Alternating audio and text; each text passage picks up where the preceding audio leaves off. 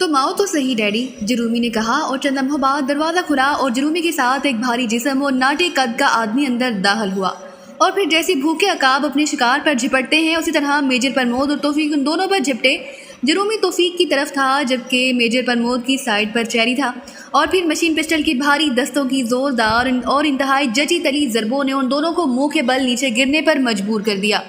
जरूमी के हलक से तो हल्की सी चीख निकल गई, लेकिन चेरी के हलक से ना तो चीख निकली थी और ना ही कोई आवाज़। मेजर प्रमोद ने चेरी के नीचे गिरते ही लात घुमाई और नीचे गिरकर उठता हुआ चेरी कनपटी पर बूट की टो की जोरदार ज़रब खाकर एक बार फिर झटके से नीचे गिरा और साकत हो गया, जबकि जरूमी के लिए पहली ज़रब ही काफ़ी साबित हुई थी। मेजर प्रमोद ने मशीन पिस्टल जेब में डाल लिया। उन दोनों को कुर्सियों से बांध दो, मैं बाहर का चक्कर लगाकर चपरासी वगैरह को मुतमईन कर रहा हूँ कि वो डिस्टर्ब ना करें और मैं इसकी दराज से अपनी रकम भी ले आऊँ, मेजर प्रमोद ने कहा और फिर खुले दरवाजे से तेज़ी से बाहर निकल गया। थोड़ी देर बाद वो वापस आया तो तौफीक ने उन दोनों को कुर्सियों पर पर्दों की मदद से बांध रखा था। रस्सी तो वहाँ मौजूद ना थी, इसलिए तौफीक ने पर्दे उतार लिए थे। तुम अब बाहर जाओ और ख्याल रखो किसी को यहाँ आने मत देना। मैंने वैसे तो चपरासी को कह दिया कि जरूमी ने पैगाम दिया है कि उसे किसी भी सूरत हाल में ता इतला सानी डिस्टर्ब ना किया जाए, लेकिन फिर भी तुमने ख्याल रखना है, मेजर प्रमोद ने कहा और तौफीक सर हिलाता हुआ बाहर निकल गया। मेजर प्रमोद ने दरवाज़ा बंद किया और फिर आगे बढ़कर उसने चेरी के चेहरे पर थप्पड़ों की बारिश शुरू कर दी। 7वीं 8वीं थप्पड़ पर चेरी ने चीखते हुए आंखें खोल दी और मेजर प्रमोद पीछे हट गया। चेरी की जिस्मानी ताकत और उसके चेहरे के हदोहाल सब बता रहे थे कि वो इंतहाई सख्त जान आदमी है और उसकी सारी उम्र जुराइम की दुनिया में ही गुजरी है। ऐसे लोग जाहिर है आसानी से तशद्दुद सहार जाते हैं, लेकिन मेजर प्रमोद को अंदाज़ा था कि जिस तरह वो जरूमी की काल पर दौड़ा चला आया है उससे जाहिर होता है कि उसे अपनी बेटी से बेपनाह मोहब्बत है और जरूमी पर तशद्दुद की धमकी उसे बहरहाल ज़ुबान खोलने पर मजबूर कर ही देगी। क्या तुम कौन हो, ये सब क्या है?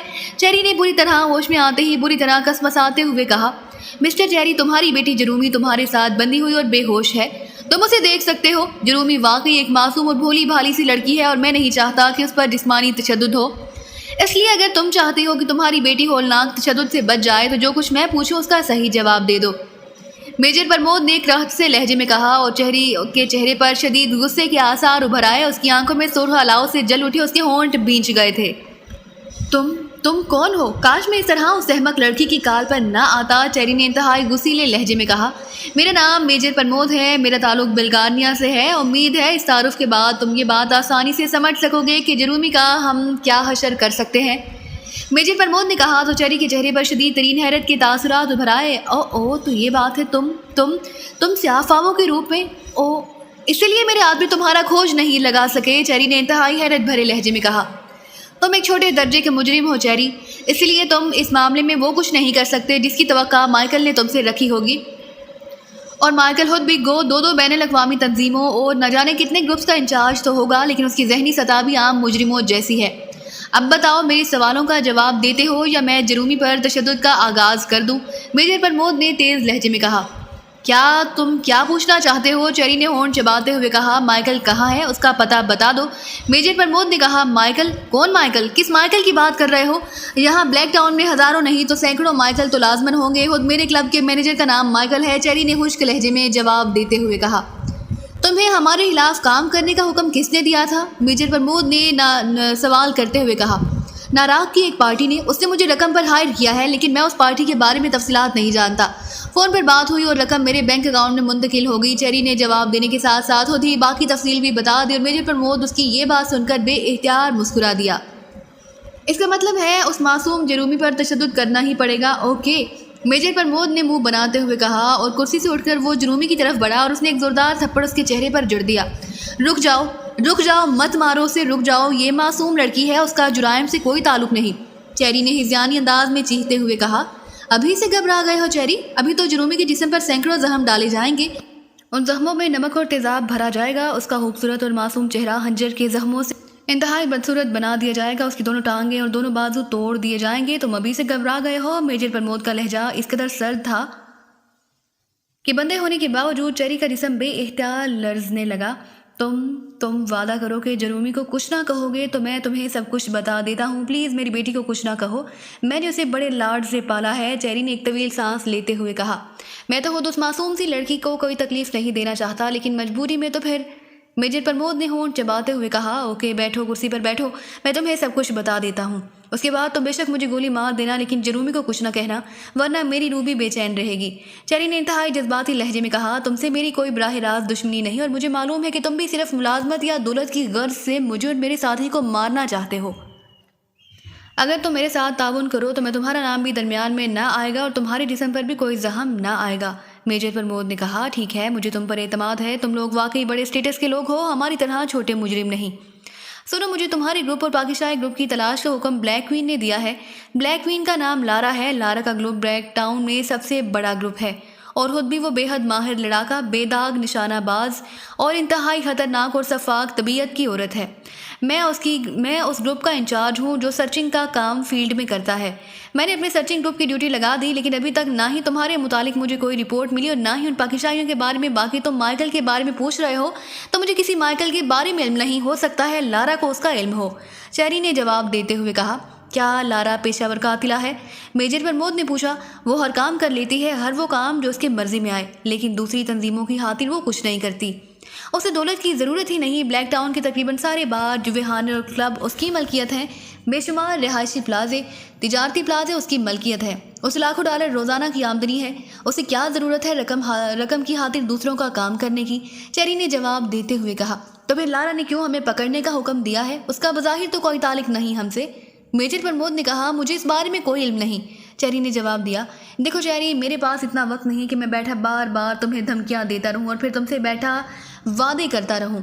आखिरी बार कह रहा हूं कि ये बात बता दो, वरना इस बार चाहे तुम चीख कर आसमान क्यों ना सर पर उठा लो, तुम्हारी बेटी जरूमी ना बच सकेगी। मेजर प्रमोद ने इंतहाई गुस्सीले लहजे में कहा, ठीक है, मैं बताता हूँ। असल बात यह है कि मगर मैं उस पर कन्फर्म नहीं हूँ, क्योंकि लारा ऐसी औरत है कि मैं उससे सवाल जवाब नहीं कर सकता। अलबत्ता ये इतला मुझे ज़रूर मिली है कि लारा का पुराना दोस्त पाल हेनरी रियासत फिलाडेल्फिया से आया हुआ है। उसके आने के बाद लारा ने तुम्हें तलाश करने के अहकामात दिए हैं। हो सकता है असल धंधा पाल का हो, और चूँकि लारा की पाल से दोस्ती है इसलिए उसने पाल का काम अपने हाथ में ले लिया हो। पाल हेनरी का ताल्लुक अलबत्ता पेशेवर कातिलों से है, लेकिन वो बड़े बड़े कामों में हाथ डालता है। चेरी ने जवाब दिया। तुम्हें किस तरह ये इतला मिली? मेजर प्रमोद ने पूछा। मेरा एक आदमी लारा हाउस में काम करता है, मेरा मुहब्बिर समझ लो, उसने इत्तला दी है। वैसे मैंने खुद भी पाल को कार पर ब्लैक टाउन में दाखिल होते देखा था। चेरी ने कहा, उस पाल हेनरी का क्या हुलिया है? ये कब से लारा का दोस्त है?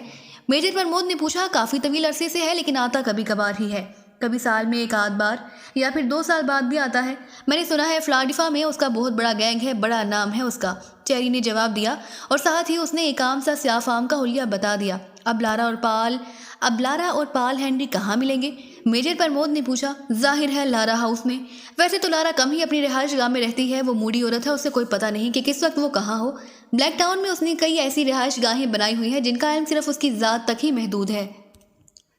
लेकिन जब पाल आ जाए तो फिर लारा हाउस में ही रहती है जब तक पाल वापस ना चला जाए। लेकिन एक बात बता दूं, लारा हाउस के गिर्द इंतहाई सख्त पहरा होगा और लारा के ज़ाती मुहाफिज दुनिया के मशहूर तरीन लड़ाका है और वो बात नहीं करते, सिर्फ गोली चलाते हैं। चेरी ने जवाब देते हुए बताया। तुम्हें उसने क्या अहकामात दिए थे हमारे मुतालिक? मेजर प्रमोद ने पूछा। उसने हुक्म दिया था कि तुम्हें तलाश करके गोली मार दी जाए और तुम्हारी लाशें ब्लैक टाउन में लाई जाएं। जिंदा उन्हें किसी सूरत भी ना लाया जाए और जब उनकी लाशें पहुंच जाएं तो फिर उसे इत्तला दी जाए। चेरी ने जवाब दिया। ठीक है, तुमने हमसे ताउन किया है, इसलिए मैं तुम्हें और तुम्हारी बेटी को छोड़कर जा रहा हूँ। लेकिन अगर तुमने हमारे बाद लारा को हमारे मुतालिक इत्तला देने की कोशिश की तो फिर तुम्हारा और हमारा मुआहिदा ख़त्म हो जाएगा। उसके बाद तुम्हारा क्या हश्र होता है और जुर्मी का क्या बनता है, इसके बारे में अभी तुम सोच भी ना सकोगे। मेजर प्रमोद ने कहा और उठकर दरवाजे की तरफ मुड़ गया। ठहरो, मेरी बात सुन लो, चेरी ने कहा। तो मेजर प्रमोद मुड़ गया। क्या कहना चाहते हो? मेजर प्रमोद ने खुश्क लहजे में कहा। तुम्हारा असल मकसद क्या है, असल मिशन क्या है? चेरी ने कहा, हमारा असल मिशन हमारे मुल्क से मादनियात चोरी करने वाली तंजीम के सरबराह का खात्मा है। और तुम्हें बता दूं कि हमारे मुल्क में इंतहाई कीमती मादनियात चोरी करने वाली तंजीम का नाम था रास्को। उसका सरबराह एक आदमी मारियो था। जब हम यहाँ पहुंचे तो उस मारियो ने नारा के 2 खौफनाक पेशेवर कातिल ग्रुप हमारे कत्ल पर मामूर कर दिए। उसका नाम डेविस है, दूसरी मादाम लिजा, और खुद उस रास्ते को क्लोज कर दिया और खुद गायब हो गया। हमने उस डेविस का उसके साथियों समेत उसके हेडक्वार्टर में दाखिल होकर खात्मा कर दिया, लेकिन वो भी मारियो के बारे में कुछ ना जानता था। चनाचे उसके बाद हम मादाम लिजा की तरफ मुतवज्जा हुए और मादाम लिजा के आदमियों का खात्मा करने के बाद हमें इत्तला मिली कि एक और तंजीम ब्लैक गोल्ड ओपन हुई है। उसके सरबराह का नाम गिलार्ड है। फिर हमें इत्तला मिली कि गिलार्ड ही दरअसल मारियो है। वो एक तंजीम को ओपन कर देता है और दूसरी को क्लोज। ہم گیلارڈ کے پیچھے لگ گئے۔ پھر اطلاع ملی کہ گیلارڈ نے ہمارے خوف کی وجہ سے بلیک گولڈ کو بھی کلوز کر دیا ہے اور خود غائب ہو گیا ہے۔ اس کے بعد ایک عورت کے ذریعے ہمیں اطلاع ملی کہ اس آدمی کے 4 روپ ہیں۔ اس کا اصل نام مائیکل ہے اور مائیکل کے روپ میں وہ نوادرات کی اسمگلنگ کرتا ہے، مادام لیزا کا دوست ہے، لیکن ماریو کے روپ میں وہ معدنیات چوری کرنے والی تنظیم کا چیف ہے۔ گیلارڈ کے روپ میں معدنیات چوری کرنے والی دوسری تنظیم بلیک گولڈ کا سربراہ ہے۔ گرافن کے نام سے وہ ایک تجارتی کمپنی فیاٹو کارپوریشن کا سربراہ ہے۔ لازماً وہ بلیک گولڈ اور راز کو دونوں کو کلوز کرنے کے بعد اب مائیکل کے روپ میں ہوگا۔ ہم اسے تلاش کر رہے تھے اور تمہاری ایک عورت سوکسانہ بدوش کے روپ میں خود ہی ہم سے آ ٹکرائی۔ اس نے ہمیں بے وقوف بنا کر تمہارے پاس بھیجنے کی کوشش کی، لیکن ہم اسے اپنے اڈے میں لے گئے۔ پھر اس نے بتا دیا کہ وہ چیری کی ماتحت ہے اور چیری بلیک کوئین کا ماتحت ہے اور چیری کو ہماری تلاش ہے۔ چیری بلیک ٹاؤن میں سوزا بین کلب کا مالک ہے۔ ہم نے سوکس کو ختم کر دیا اور میک اپ کر کے یہاں آئے۔ یہاں ہمارا گروپ براہ راست تمہارے کلب میں آ کر تم سے ٹکرانا چاہتا تھا، لیکن اتفاق سے راستے میں جرومی ٹکرا گئی اور ہم یہاں آ گئے۔ پھر جرومی سے پتہ چلا کہ تم اس کے باپ ہو اور تم اس سے بے پناہ محبت کرتے ہو، چنانچہ میں نے شرط لگا کر جرومی کی مدد سے تمہیں یہاں بلوا لیا اور اس کے بعد کی صورتحال تمہارے سامنے ہے۔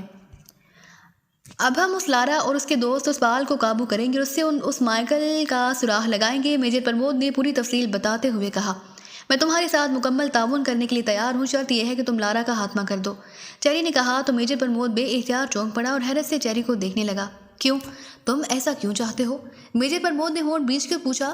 مجھے یقین ہے کہ تم ہی ایسے لوگ ہو جو لارا کا خاتمہ کر سکتے ہو۔ اگر لارا کا خاتمہ ہو جائے تو یہاں بلیک ٹاؤن میں میری حکومت قائم ہو جائے گی اور پھر لارا کی تمام جائیداد اوپر میں آسانی سے قبضہ کر لوں گا، کیونکہ یہ ویسے بھی میرے ہی تحویل میں رہتی ہے اور لارا کا کوئی آگے پیچھے ہے ہی نہیں۔ وہ چونکہ انتہائی ہوشیار عورت ہے اور اس کے محافظ بھی بے حد تیز تراز ہیں، اس لیے میں خود اس کے خلاف کچھ نہیں کر سکتا، لیکن تمہاری کارکردگی بتا رہی ہے کہ تمہارے خلاف لارا نے کام لے کر اپنے پیروں پر خود کلہاڑی ماری ہے اور اب تمہارے ہاتھوں لارا کی ہلاکت کا اسکوپ مجھے نظر آنے لگ گیا ہے اور تم اپنے کول کے بھی پکے ہو، اس لیے میں تم سے خفیہ طور پر ہر قسم کا تعاون کرنے کے لیے تیار ہوں۔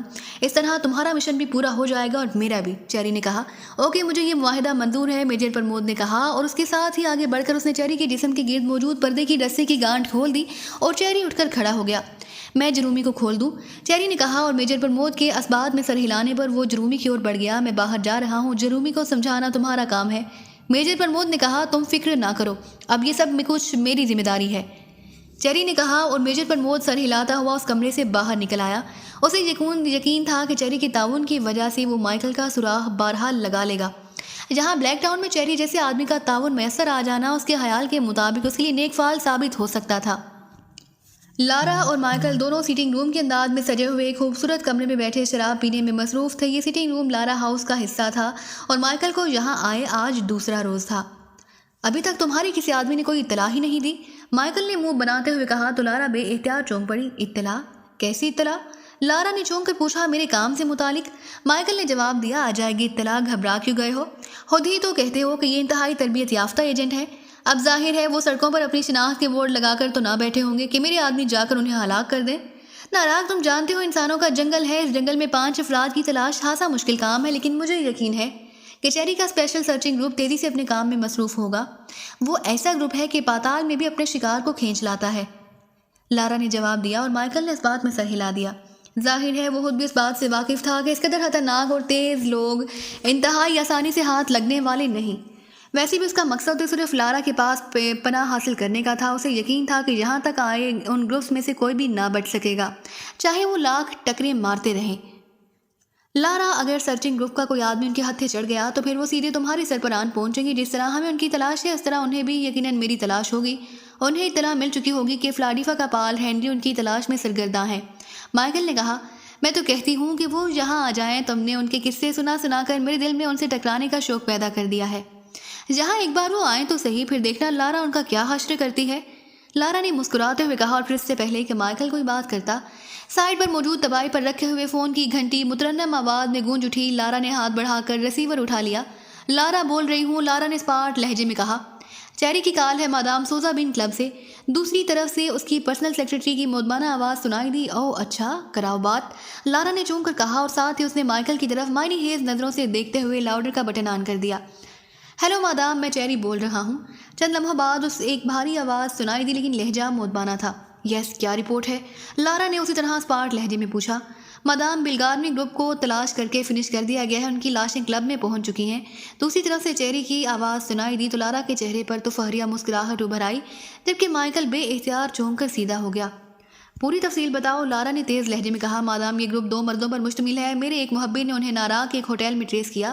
وہ محبر بلگارنوئی زبان سے واقف تھا اور یہ دونوں ویسے تو ایگریمنٹ میک اپ میں تھے، لیکن وہ آپس میں بلگارنوئی زبان میں گفتگو کر رہے تھے، اور ایک آدمی دوسرے کو میجر کہہ کر پکار رہا تھا، جو کہ آپ نے بتایا تھا کہ اس گروپ کا نام، لیڈر کا نام میجر پرمود نامی ہے، اس لیے میجر کا لفظ سن کر میرے محبر کنفرم کرنا چاہ رہے تھے۔ کنفرمیشن کے بعد مجھے اطلاع دی، میں نے ناراک میں موجود اپنے آدمیوں کو الرٹ کر دیا، ہوٹل سے باہر ان کا تعاقب کیا گیا اور پھر ایک ویران سڑک پر انہیں گولیوں سے چھلنی کر دیا گیا۔ اس کے بعد ان کی لاشیں جہاں کلب میں لائی گئیں، میں نے ان کے میک اپ واش کر دیا، اس طرح اس کے اصل چہرے، ایشیائی چہرے سامنے آ گئے۔ اب آپ جیسے حکم دیں کہ ان لاشوں کا کیا کرنا ہے، کسی گٹر میں بہا دیں یا برقی بھٹی میں ڈال دیں؟ چیری نے انتہائی با اعتماد لہجے میں کہا۔ میں خود انہیں دیکھنا چاہتا ہوں، مائیکل نے کہا۔ چیری انہیں ٹسٹارڈ ہاؤس میں پہنچا دو۔ اور اس باقی گروپ کا کیا ہوا؟ لارا نے پوچھا۔ اس کی تلاش ابھی جاری ہے مادام، چیری نے جواب دیا۔ اوکے، تو ایسا کرو کہ ان دونوں لاشوں سمیت خود بھی ٹسٹارڈ ہاؤس میں پہنچ جاؤ، میں خود وہاں آ رہی ہوں، لارا نے اسے تفصیلی ہدایات دیتے ہوئے کہا۔ یس مادام، دوسری طرف سے کہا گیا، اور لارا نے ریسیور رکھ دیا۔ دیکھا پال، میرے آدمیوں کی کارکردگی جسے تم انتہائی خطرناک گروپ کہہ رہے تھے، وہ کتنی آسانی سے مارا گیا ہے، لارا نے انتہائی فخریہ لہجے میں کہا۔ ہاں، واقعی تمہاری آدمی کی کارکردگی قابل رشک ہے، مائیکل نے اس بات میں سر ہلاتے ہوئے کہا۔ لیکن تم خود انہیں کیوں دیکھنا چاہتے ہو؟ کیا تمہیں چیری پر کوئی شک ہے؟ لارا نے کہا۔ شک کی بات نہیں، میں ذاتی طور پر اطمینان کرنا چاہتا ہوں تاکہ اپنی پارٹی کو مکمل اطمینان کرا سکوں۔ دوسری بات یہ ہے کہ اگر تم ناراض نہ ہو تو ان کے اتنی آسانی سے مارے جانے سے بھی میرے ذہن میں خدشہ سا محسوس ہو رہا ہے، مائیکل نے کہا تو لارا بے اختیار کھلکھلا کر ہنس پڑی۔ تم نہ جانے اس بار اس قدر مروب کیوں ہو ان لوگوں سے؟ پہلے تو تم نے کبھی ایسی بات نہ کی تھی، لارا نے کہا۔ پہلے کی بات اور تھی لارا، پہلے ہمارا شکار ہمارے جیسے لوگ ہی ہوتے تھے، لیکن اس بار ہمارا شکار انتہائی منجے ہوئے اور انتہائی تربیت یافتہ لوگ ہیں، اور میری پارٹی نے ان کے بارے میں جو تفصیلات دی ہیں ان سے واقعی میں ذہنی طور پر ان سے مروب ہو گیا ہوں، مائیکل نے جواب دیتے ہوئے کہا۔ اور لارا ایک بار پھر ہنس پڑی۔ تم اکیلے کے لیے یہ کام مشکل ہوتا، لیکن لارا کے لیے دنیا کا کوئی کام مشکل نہیں ہے پال، تم اگر کہو تو میں کیمیا کے صدر کو اغوا کرا کر تمہارے قدموں میں لا ڈالوں۔ بہرحال اٹھو چلو اور خود اپنی آنکھوں سے لاشیں دیکھ کر تسلی کر لو، لارا نے انتہائی فخریہ لہجے میں کہا، اور کرسی سے اٹھ کھڑی ہوئی۔ مائیکل بھی ہونٹ بیچے اٹھا، لیکن اسی لمحے ٹیلی فون کی گھنٹی ایک بار پھر بج اٹھی اور لارا نے چونک کر ریسیور اٹھا لیا۔ یس، لارا نے تیز لہجے میں کہا۔ مادام جرومی آٹو ورک شاپ سے اینتھونی آپ سے بات کرنا چاہتا ہے۔ دوسری طرف سے اس کی سیکرٹری کی آواز سنائی دی۔ اینتھونی کیوں؟ وہ مجھ سے کیوں بات کرنا چاہتا ہے؟ لارا نے انتہائی حیرت بھرے لہجے میں پوچھا۔ میں نے پوچھا ہے مادام، ایک نسخہ کہنا ہے کہ وہ براہ راست آپ سے کچھ کہنا چاہتا ہے۔ دوسری طرف سے سیکرٹری کی مودبانہ آواز سنائی دی۔ اچھا کراؤ بات، لارا نے کہا۔ یہ اینتھونی کون ہے؟ مائیکل نے پوچھا۔ میرا خاص آدمی ہے، اور چیری کی بیٹی جرومی کی آٹو ورک شاپ میں ملازم ہے، انتہائی ذہین اور ہوشیار آدمی ہے، لارا نے کہا۔ ہیلو، میں اینتھونی بول رہا ہوں مادام، چند لمحوں بعد ایک مردانہ آواز سنائی دی۔ یس مادام، لارا بول رہی ہوں، کیا بات ہے، کیوں کال کی ہے؟ لارا کا لہجہ قدرے ناخوشگوار تھا۔ براہ راست کال کے لیے معافی چاہتا ہوں مادام، لیکن مجھے کچھ پراسرار حالات کا علم ہوا ہے، آپ کی جنرل کال کا علم مجھے بھی ہے، جس میں آپ نے 2 ایشیائی گروپوں کی تلاش کا کام دیا تھا۔ اینتھونی کا لہجہ انتہائی مودبانہ تھا۔ کیسے پراسرار حالات؟ تفصیل سے بات کرو، لارا نے ہونٹ چباتے ہوئے کہا۔ مائیکل کے چہرے پر بھی تشویش کے آثار نمایاں ہو